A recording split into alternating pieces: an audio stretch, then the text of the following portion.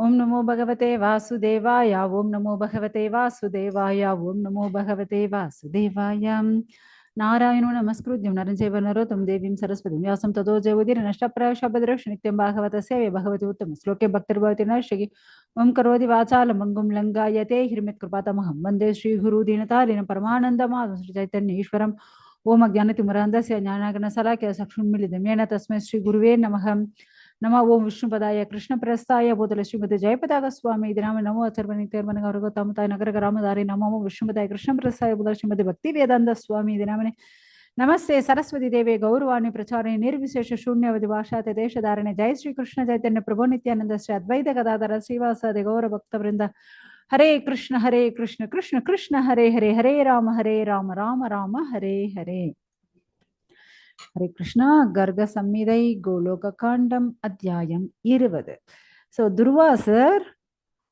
எங்க போயாச்சு பகவானுடைய மாய தரிசனம் கோலோக தரிசனம் கிருஷ்ண தரிசனம் எல்லாத்தையும் பார்க்கறதுக்காக அவர் வந்து போயிட்டு இருக்கார் சோ நம்ம என்ன பார்த்துட்டு இருந்தோம் அப்படின்னா கோட்டி கோட்டி பிரம்மாண்ட குவியல்கள் அங்க இருந்துச்சு அவர் வந்து பார்த்து ரொம்ப பிரமிச்சு போறார் என்ன நடக்குதுங்க என்ன இருக்கு அப்படின்ட்டு அவரால் புரிஞ்சிக்கவே முடியல அப்படி ஒரு விஷயத்த அவர் வந்து பார்த்துட்டு இருக்காரு இவ்வளவு அற்புதமான விஷயங்கள் ஏன்னா அவர் இதுக்கு முன்னாடி இப்படி ஒரு இடத்த வந்து அவர் பார்க்கவே இல்லை ஓகே உங்களுக்கு இப்ப கோலோகம் தெரியும் நினைக்கிறேன்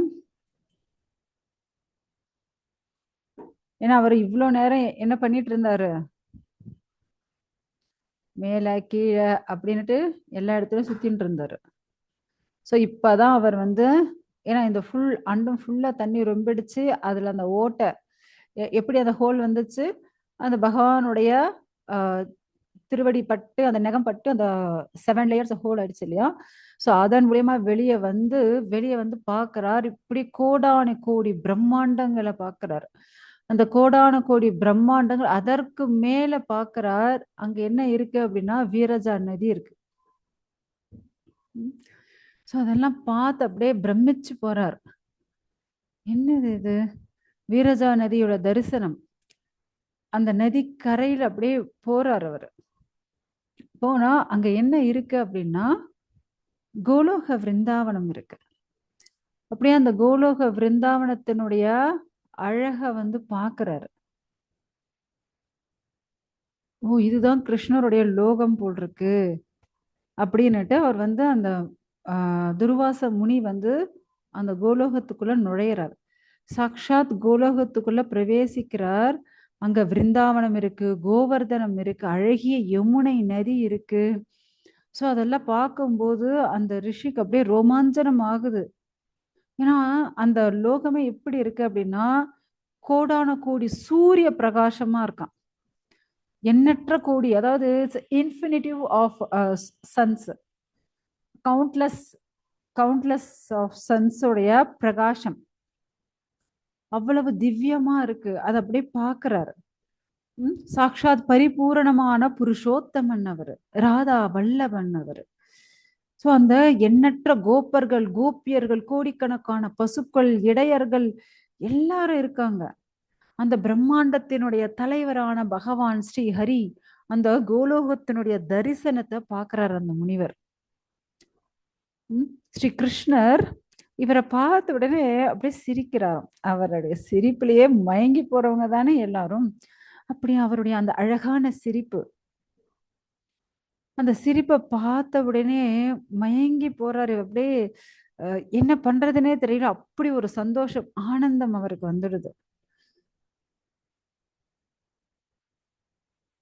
அப்படியே அவர் சிரிச்சு அப்படியே சுவாசிக்கிறார் அப்படி சுவாசிக்கும் போது அவரை கொஞ்சம் வேகமா சுவாசிச்சுட்டார் அப்படி இழுத்தார் பாருங்க துர்வாசர் அவருடைய நேரா அவருடைய வயிற்றுக்குள்ள போயாச்சான் சோ இப்ப அவரால் நம்பவே முடியல அவர் பார்த்தா அதே காளிந்தி நதி கரையில அந்த நந்தலாலா அந்த கிருஷ்ணர் வந்து விளையாடிட்டு இருக்காரு அதே மணல் பரப்புல அந்த மண்ணுல புரண்டு பசங்களோட விளையாடி ஃபுல்லா மண்ணுல இருந்து புடுங்கின போல, ஏன்டா இப்படி வரேன்னு நம்ம பசங்களை பார்த்து திட்டுவோம் பாருங்க. அது போல அப்படியே மண்ணுல இருந்து புடுங்கின போல கிருஷ்ணர் நின்னுட்டு இருக்காராம். சிறுவர்களோட அவர் விளையாடிட்டு இருக்காரு. அதே அந்த கிருஷ்ணர் அந்த வனத்துல அந்த துர்வாசர் தரிசனம் இதையெல்லாம் இப்பதான் திரும்ப அவரு திரும்ப இங்கேயே வந்தாச்சு. அந்த சாக்ஷாத் பராத்பர பிரம்மம் யாரு? சாக்ஷாத் அந்த கிருஷ்ணர். கிருஷ்ணருடைய லீலைகளை பார்த்து அப்படியே கை குவிச்சு நிக்கிறாரு. கண்டிப்பா இவர்தான் அந்த பகவான். ஏன்னா ஒரு நிமிஷத்துல இங்க இருந்து அனைத்து பிரம்மாண்டங்கள், கோலோகம் எல்லாத்தையும் பார்த்து திரும்ப எடுத்துட்டு வந்து இங்கேயே விட்டுட்டாரு இல்லையா? அப்படியே அவர் மெய்சிலிர்த்து போறாரு. எப்படி ஒரு அனுபவம். உடனே முனிவர் வந்து பிரார்த்தனை பண்றாரு. ஓ பகவானே, தாமரை கண்களை உடையவனே. அதாவது அந்த அழகான அந்த பழங்கள், சிகப்பான பழங்கள் இருக்கு, அது போல அழகான இதழ்கள் கொண்டவனே. நீல, அதாவது நீண்ட அந்த ஷாம சுந்தரனே. அந்த கூந்தல் எப்படி இருக்கு, அப்படியே சுருண்டு சுருண்டு அழகா இருக்கான். அவருடைய திருமேனி அவ்வளவு ஒரு அழகா இருக்கு. இதுக்கு அந்த போட்டோவை காட்டினாதான் ரொம்ப அழகா இருக்கும் இல்லையா? சோ துர்வாசர் வர்ணிச்சிட்டு இருக்காரு. பகவானே, உங்களுடைய அந்த தாமரை போன்ற கண்கள், உங்களுடைய அழகான உதடுகள், அழகான சுருள் சுருளான கூந்தல், உங்களுடைய அழகான திருமேனி, பகவானே என்ன ஒரு அழகு. உங்களுடைய அந்த அழகான சிரிப்பு, உங்களுடைய திருமேனி அழகாகட்டும், உங்களுடைய இந்த சிரிப்பாகட்டும், இந்த அழகுக்கு எதை ஒன்னாலும் கொடுக்கலாம். நீங்க எதை ஒன்னாலும் ஜெயிச்சுடலாம். ஓ நந்தலாலா, ஓ கிருஷ்ணா, என்ன இப்படி ஒரு அழகா இருக்கீங்க நீங்க. உங்களுடைய பாதத்துல அந்த சலங்கை ஒளி, அதே போல ஏன்னா அந்த நூப்புரம், ஏன்னா இட்ஸ் மெனி வெரைட்டிஸ். இங்க பாருங்க, இங்க யசோதா வச்சிருக்கோம். இதுக்கு வந்து கொலுசு, இது வந்து தண்டை. ஓ இது தண்டை. இது இதுக்கு பேர் என்னன்னு எனக்கும் தெரியல. பட் இது போல நிறைய இது எல்லாமே கால்ல போடுறது. கையில கை வளையல் போடுறாங்க. இங்க வங்கி, இடுப்புல போடுறது மேகலை, ஒட்டியானம், அது போல. ஸோ கால்லயே அத்தனை வெரைட்டிஸ் அவங்க வந்து போடுறாங்க. ஸோ உங்களுடைய அந்த சலங்கை சத்தம், நூப்புற சத்தம், ஸோ இதெல்லாம் அவ்வளவு அழகா இருக்கு. உங்களுடைய இடுப்புல இருக்கக்கூடிய ரத்தனத்தால் ஆன அந்த மேகலை இருக்கு இல்லையா, பா என்ன அழகா இருக்கு உங்க இடுப்புல, அதை பாக்குறதுக்கு. அதே போல நீங்க வந்து அந்த புலிநகம் போட்ட அது அந்த ஆபரணமும் போட்டுட்டு இருக்கீங்க, அது இன்னும் அழகு சேர்க்குது. ஆஹ் அதே போல மாதாஜி, எனக்கு அதனுடைய பெயர் தெரியல, யாருக்காவது தெரிஞ்சா சொல்றீங்களா? ஹரே கிருஷ்ணா. ஸோ ஆக்சுவலா கிருஷ்ணருக்கு அவ்வளவு அழகா அலங்காரம் பண்ணிட்டு இருக்காங்க. பாருங்க, அவருடைய பாதத்துல இவ்வளவு சலங்கை ஆகட்டும், கொலுசு, அந்த தண்டை எல்லாம், அதுக்கு மேல அந்த அரைநான். ஆனா கிருஷ்ணர் ட்ரெஸ் போடாம அவங்க இப்படியே பாருங்க எப்படி அலங்காரம் பண்ணிட்டு இருக்காங்க. எல்லாரும் கிருஷ்ணருடைய அதை பார்த்து எல்லாரும் மயங்கி போயிட்டாங்க. என்ன பண்றது?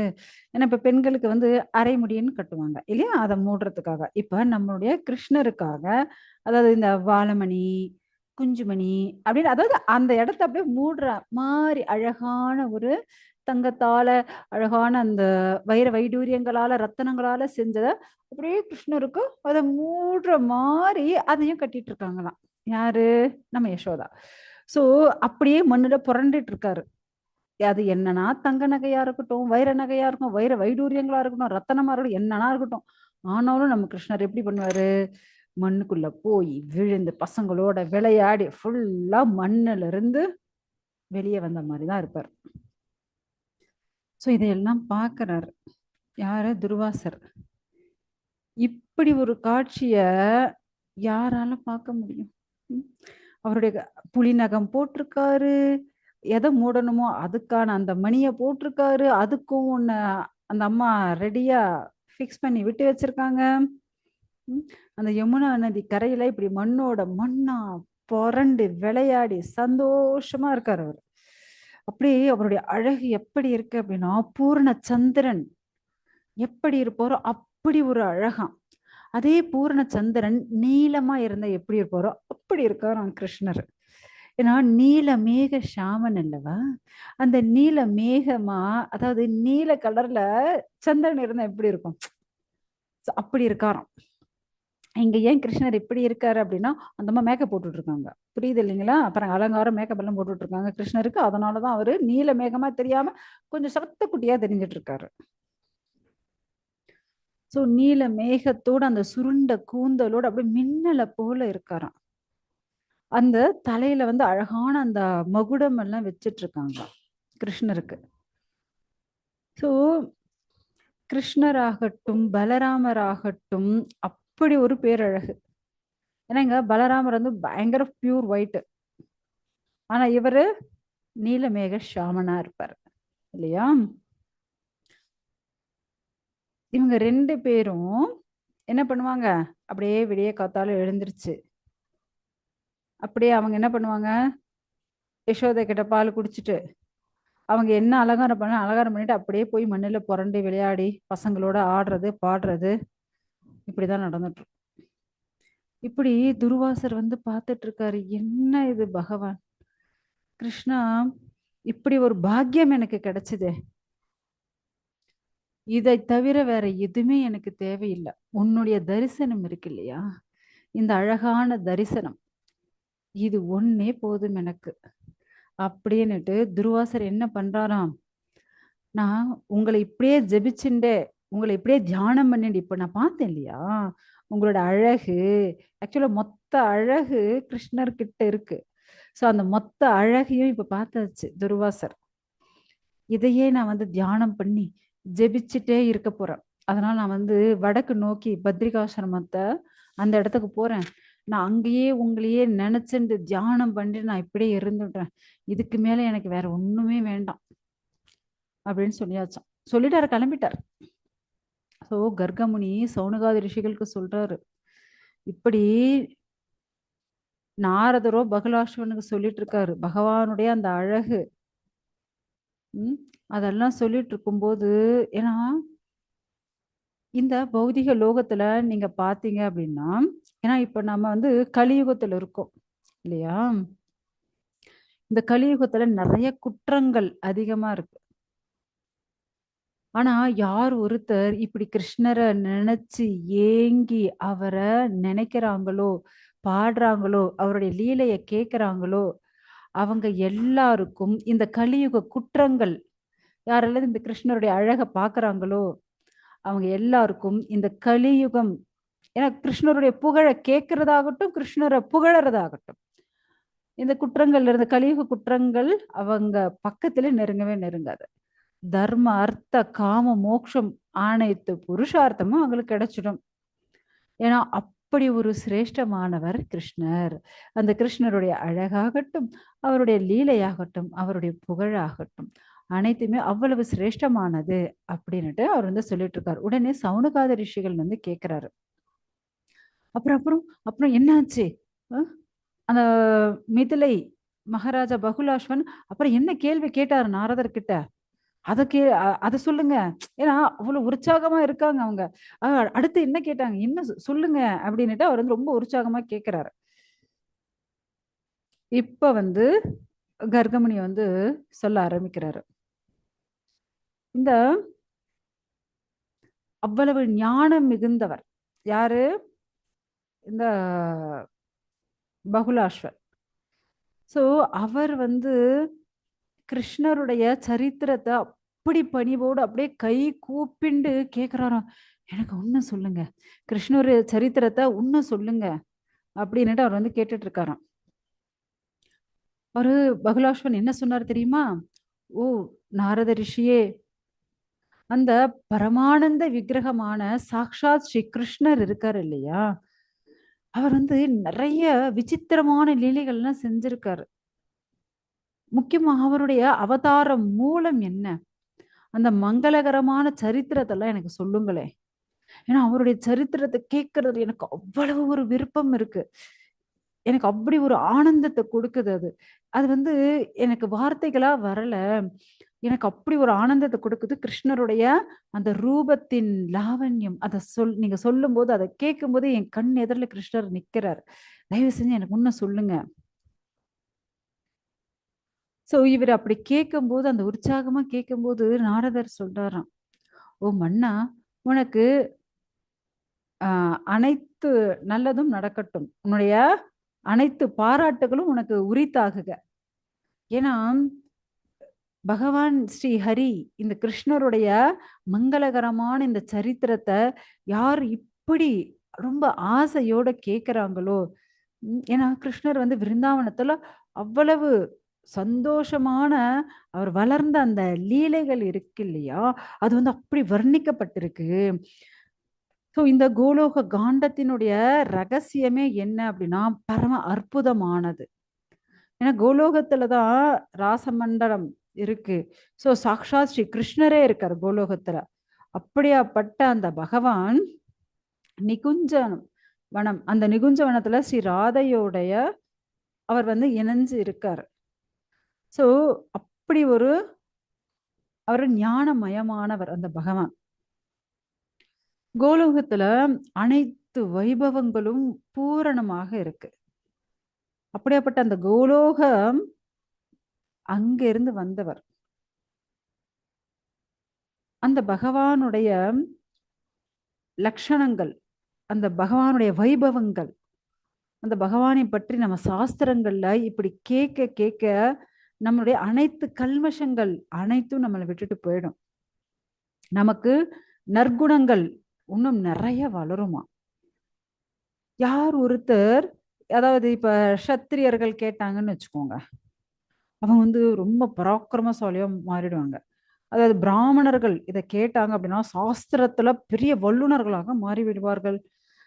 சத்திரர்கள் கேட்டால் அவங்க ரொம்ப பராக்கிரமசாலியாக சாம்ராட்டாக மாறிடுவாங்க.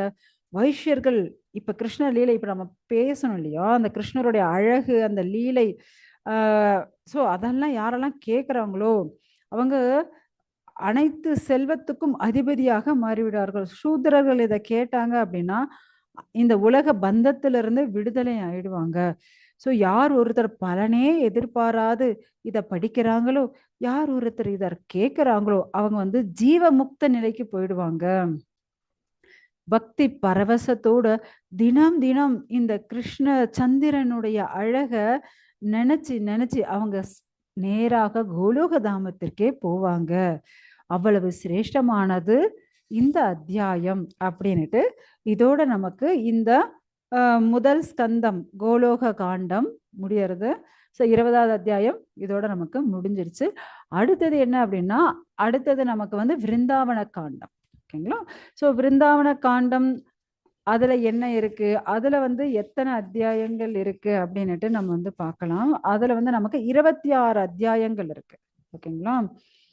அதை பற்றி நம்ம அடுத்த கிளாஸ்ல பார்க்கலாம். ஹரே கிருஷ்ணா.